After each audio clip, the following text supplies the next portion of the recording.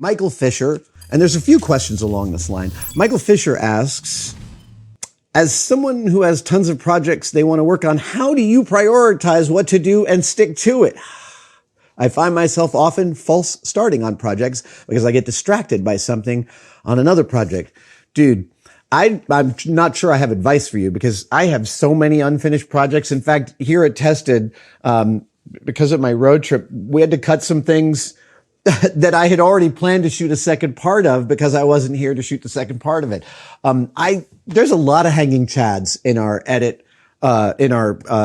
hard drives of stuff that I have started and not yet finished. I have the advantage of working with a team who will say, hey, we've got this footage and it'd be great if you could finish that. So that is one of the ways, I get it done. But on a personal level, right? The projects that, like, let's say I didn't have that. I go easy on myself about that stuff. You know, this question comes up a lot from people about projects left half done.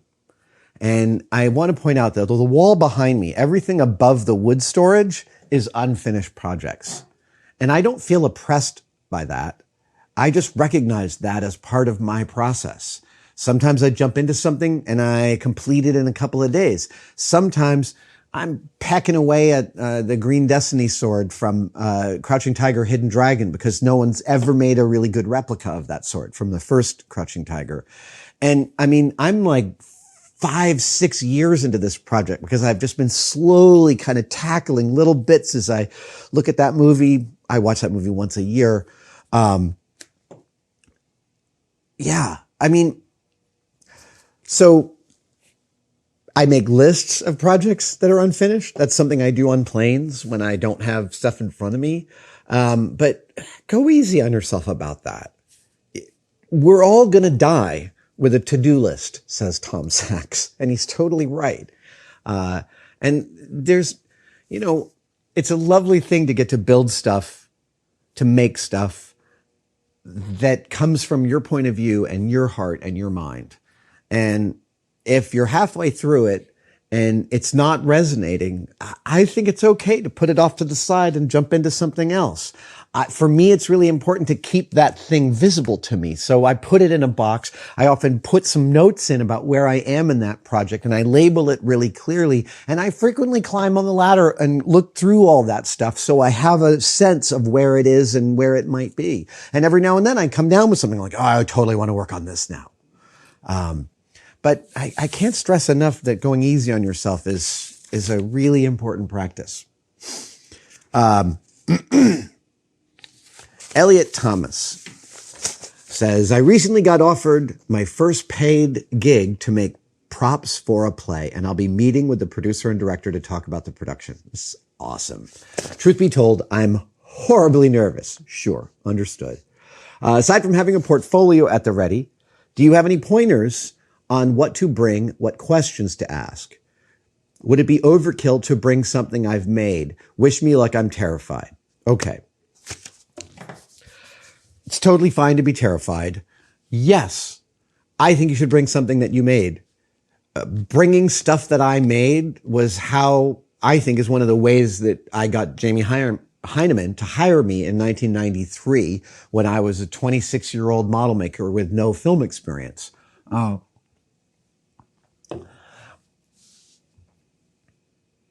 I learned more about someone from something they made than anything they could tell me. When I hold something they made, I am holding a marker of time that they spent. That is so much better than a picture.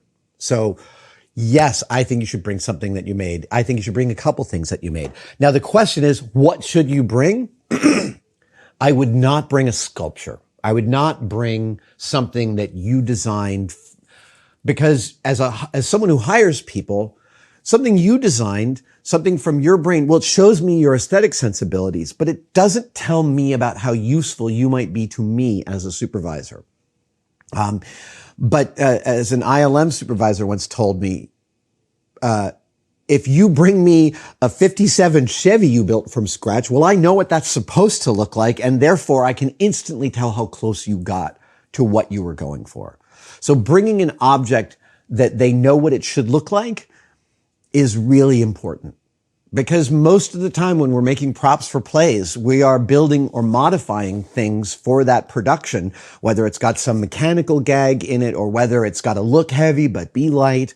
These are all problems to solve, and you want to show them how you've solved problems in the past. That is really what prop making is. It is problem solving for the narrative that is going to happen on stage. And that leads to your second question, which is,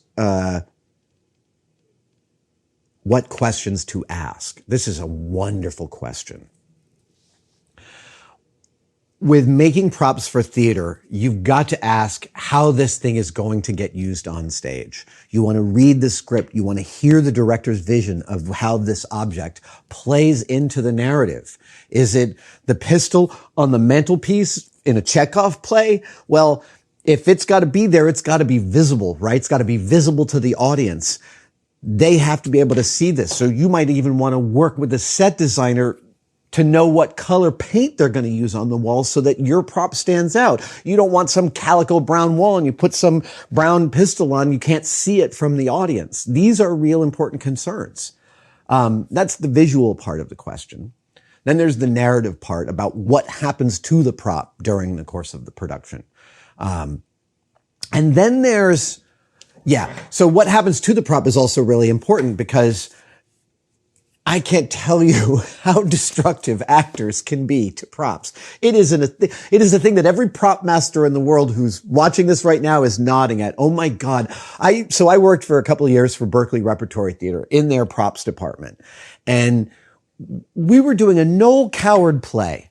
Private Lives? I think it was Private Lives. And there was something which I welded out of steel because an actress had to handle it. And 4 days into production, this actress, who maybe weighed 105 pounds, had cracked this welded steel thing in half. And I was like, how did that happen? And she's like, I don't know. There is something that happens to actors on stage. They become superheroes, and they have a destructive force, which is unmatched. It really is astounding. So durability is a really important thing, and you're going to want to consider durability and replaceability. If you're making props for a 2-night show, that's very different than making props for a show that's going to play 100 times or 500 times. Those are also really important concerns. I think I've covered that. Good luck. Theater is such a powerful and amazing art form. It is so excellent to get to play with building objects that will be seen by people in the space of the narrative on the stage. It really is a special kind of magic because I'm a lover of film, obviously. Yeah, I love films. I love fantasy. I love special effects and science fiction. I love being transported. And yet I have still in my life had far more powerful, transcendent experiences in a theater than I've ever had in a movie theater. Because things are happening in a theater that they're happening in front of you. And that is a really particular kind of excellent magic. We've got some live questions. Ooh, wow. Okay, let's see here.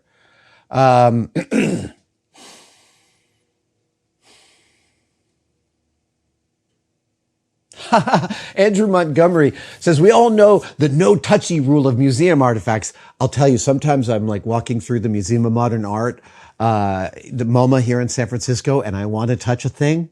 And I feel like, they go, nope. And I'd want to say, it's okay, I'm a professional. As if that would make any difference to the security guard. But Andrew Montgomery asks, have you ever gotten to bare hand touch anything that's been exposed to the vacuum of space? I have touched a flown space glove at NASA. I have touched a flown space glove. And actually, I have gotten to go to the room where original moon rocks from the Apollo missions are still stored in a vacuum sealed container. And I got to put my hands in the glove box and touch them. That was really freaking special.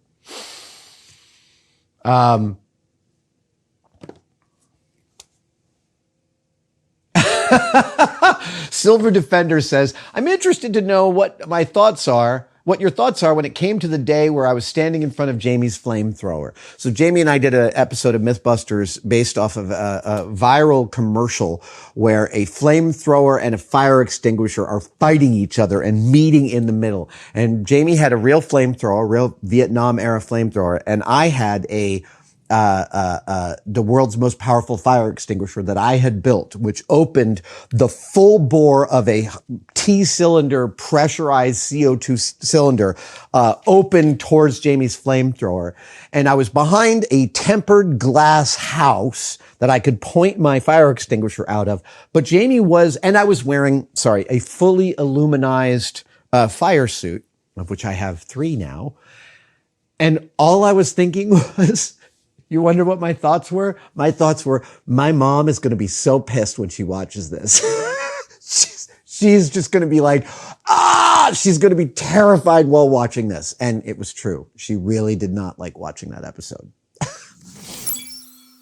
Thank you so much for watching.